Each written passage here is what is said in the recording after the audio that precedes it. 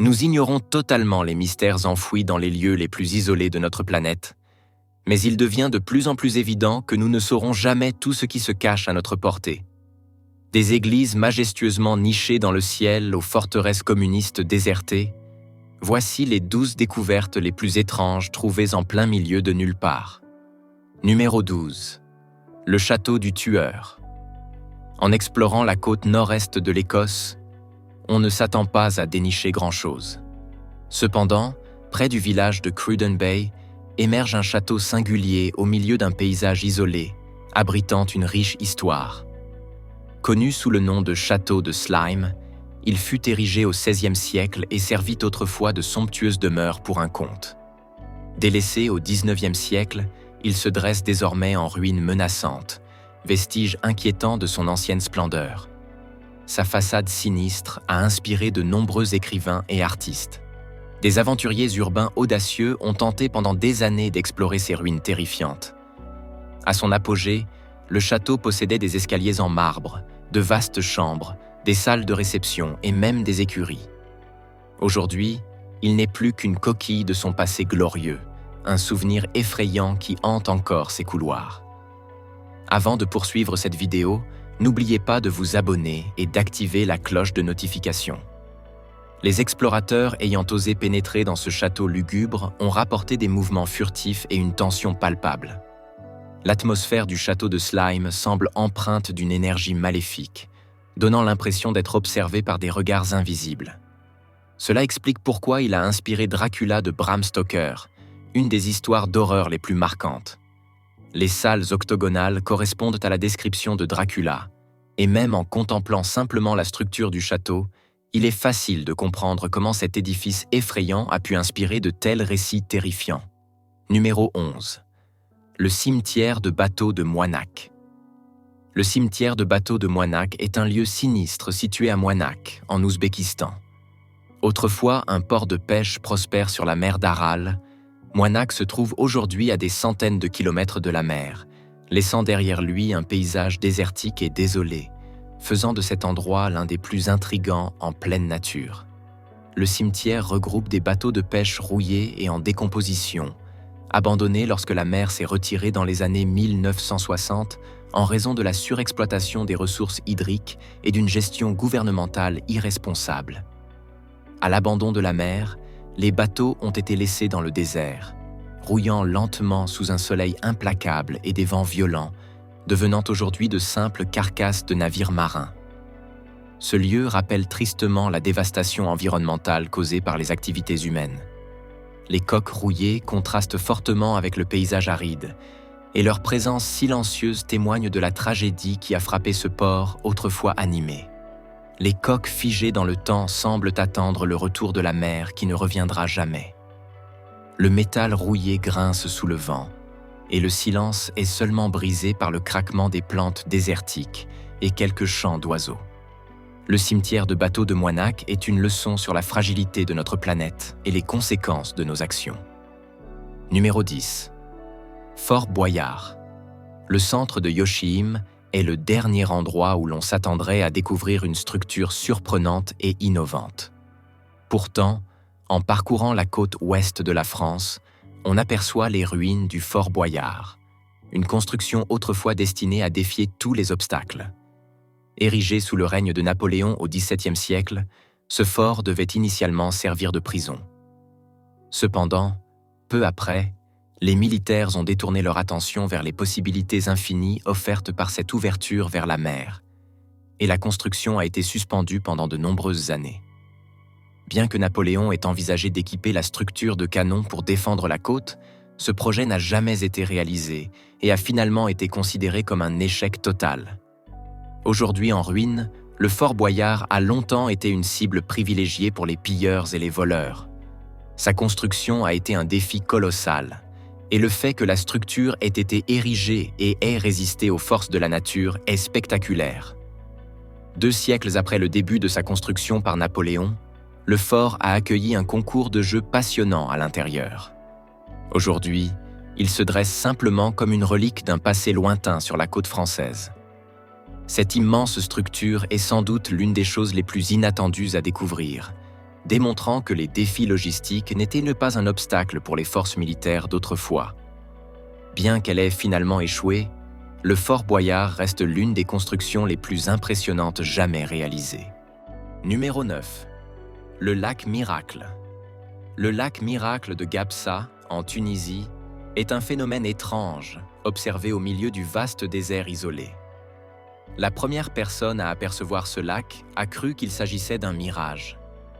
La nouvelle s'est rapidement répandue parmi les habitants locaux qui ont accueilli ce lac comme une oasis bienvenue face à la chaleur accablante.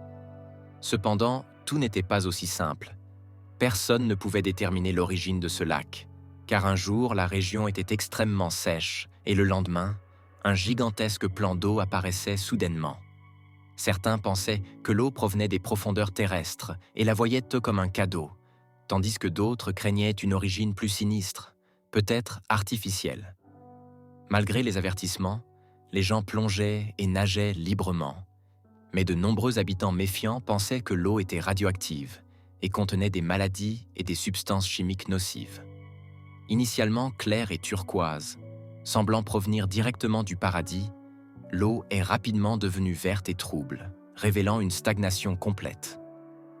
L'apparition soudaine du lac et sa disparition quelques mois plus tard ont suscité des spéculations sur ses origines et sa nature inhabituelle, demeurant l'un des plus grands mystères non résolus à ce jour. Découvrir un lac gigantesque au milieu d'un désert aride est quelque chose de rare, et c'est la première fois que nous entendons parler de quelque chose d'aussi inquiétant, n'est-ce pas? Pour l'instant, continuons avec d'autres découvertes insolites en pleine nature. Numéro 8. Tombe de dauphin sur l'île de Chapelle d'Homme Hugues. Dans la Manche, l'un des mystères archéologiques les plus étranges et déroutants a été révélé. L'île n'a montré aucune preuve d'habitation humaine dans son passé, sans squelette ni artefact découvert. Un jour, la découverte d'une tombe a tout changé. Les archéologues pensaient avoir trouvé une sépulture humaine ancienne, captivant ainsi l'attention mondiale. Cependant, ils ont découvert que la tombe contenait les ossements d'un dauphin ayant probablement nagé dans ces océans il y a des millénaires. Aucun enregistrement historique ne mentionne de sépulture de mammifères marins de ce type, et il reste mystérieux de savoir pourquoi ou qui en était responsable. On pense que l'île a été brièvement habitée par des moines chrétiens à une époque, mais aucune preuve concrète n'a été trouvée. C'est la première et unique sépulture de dauphins découverte. Bien qu'il soit possible que les anciens habitants n'aient déconsommé des dauphins, cela n'explique pas l'effort de créer une sépulture humaine pour ce mammifère marin. Les fouilles sur ce site ont révélé l'une des découvertes les plus énigmatiques en pleine nature. Et nous n'avons toujours aucune piste réelle sur la raison pour laquelle ces anciens dauphins ont été enterrés avec tant de soin. Numéro 7. L'église des fantômes. Les gens fréquentent généralement les églises pour prier et éloigner les esprits. Mais cette étrange église de la République tchèque est peuplée de fantômes qui remplissent de manière inquiétante les bancs. Située au sommet d'une route sinueuse et solitaire dans la campagne, l'église Saint-Georges a été construite en 1352. Cependant, après qu'une partie du toit se soit effondrée lors d'un enterrement, les habitants, terrifiés, ont abandonné l'église. Effrayés par cet événement sombre, personne n'a remis les pieds dans l'église pendant des siècles. Lorsque les personnes modernes ont repris l'accès, l'église n'était plus qu'une relique effondrée de son long passé. Il y a quelques années, un étudiant et artiste, Jacob Jadraba, a visité l'église et a été captivé par cette structure abandonnée et inquiétante, témoignant des histoires de nombreux siècles. Inspiré par la volonté de ne pas laisser l'église disparaître dans l'oubli, il a imaginé un moyen de la remplir de nouvelles âmes. Malgré le refus continu des habitants de s'en approcher, il a soigneusement créé une collection de statues fantomatiques couvertes de voiles, les plaçant éternellement sur les bancs de l'église. Ces statues ont sauvé l'église de la ruine, en faisant désormais un lieu touristique populaire où de nombreuses personnes du monde entier viennent admirer cette église. Elle a survécu à un abandon total et à plusieurs incendies au cours de sa vie solitaire. L'église des fantômes est restée debout pendant des siècles et, au moins pour l'instant, elle n'est plus seule en pleine nature. Numéro 6. Le souffle du désert. Le soleil brûlant se cache derrière les dunes lointaines de sable, transformant le paysage désertique en un royaume inquiétant d'ombre et de ténèbres. Au cœur de ce désert aride se trouve une œuvre d'art fascinante, connue sous le nom de souffle du désert. Des cônes de sable en spirale s'élèvent comme des protubérances menaçantes depuis le sol, leurs pointes acérées tendant vers le ciel. La structure est composée de cônes alternant entre ceux pointant vers l'intérieur et ceux inversés creusés dans le sable. Le souffle du désert se situe près de la mer Rouge et malheureusement, en raison de son emplacement très éloigné, il est beaucoup plus visible sur Google Earth que dans la réalité. Le projet a été achevé en 1997 avec des machines géantes travaillant 24 heures sur 24 pour déplacer plus de 280 000 pieds cubes de sable et créer la structure en spirale. Autrefois, un grand étang se trouvait au centre, mais faute de moyens pour le maintenir rempli, il s'est évaporé depuis longtemps. Les cônes de sable sont désormais à la merci des forces naturelles du désert, ce qui fait que leur forme change lentement. L'ensemble de l'installation était une initiative artistique menée par une équipe grecque, visant à représenter le déplacement graduel des sables. Le souffle du désert symbolise le passage lent du temps et l'impermanence du monde qui nous entoure. S'étendant sur plus d'1 million de pieds carrés, c'est l'une des structures les plus magnifiques et impressionnantes laissées en plein désert. Mais un jour, elle disparaîtra de nouveau dans les sables. Numéro 5. Le pilier Katsuki. Le pilier Katsuki, aussi appelé colonne Katsuki, est un monolithe naturel en calcaire situé dans une région reculée de Géorgie.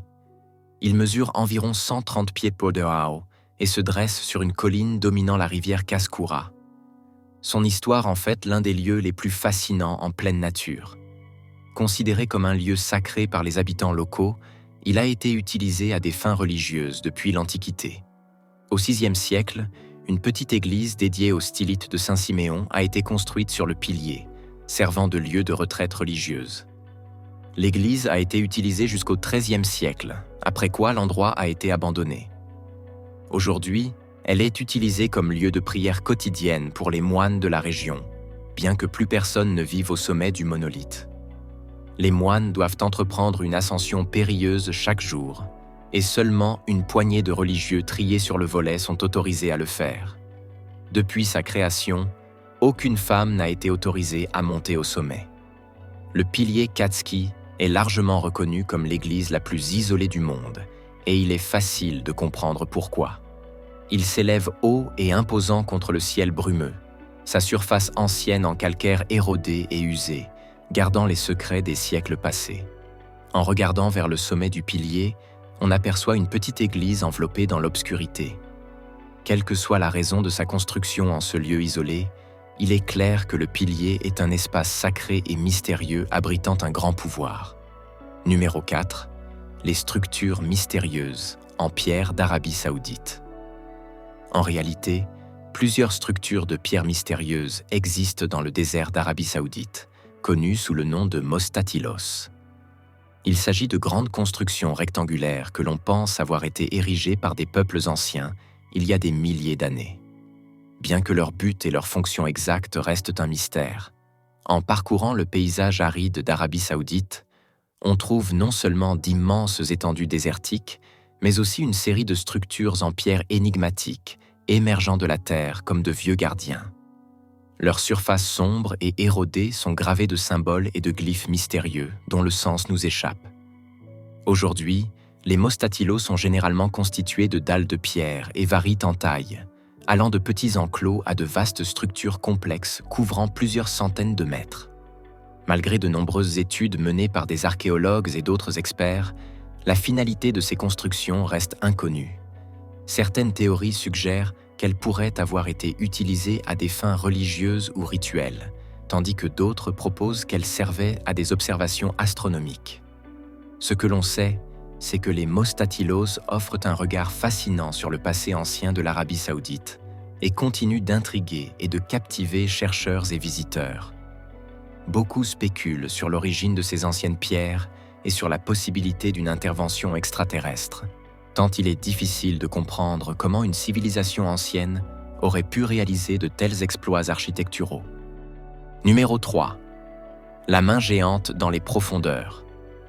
Au cœur du désert d'Atacama se trouve une vision mystérieuse et presque surnaturelle. Une main géante façonnée de terre et de sable sec émerge du sol comme si elle atteignait le ciel. Les doigts sont longs et fins, presque éthérés, semblant briller sous le soleil éclatant du désert.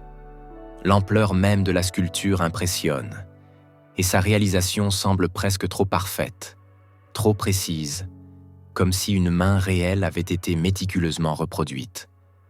Le design est intensément détaillé.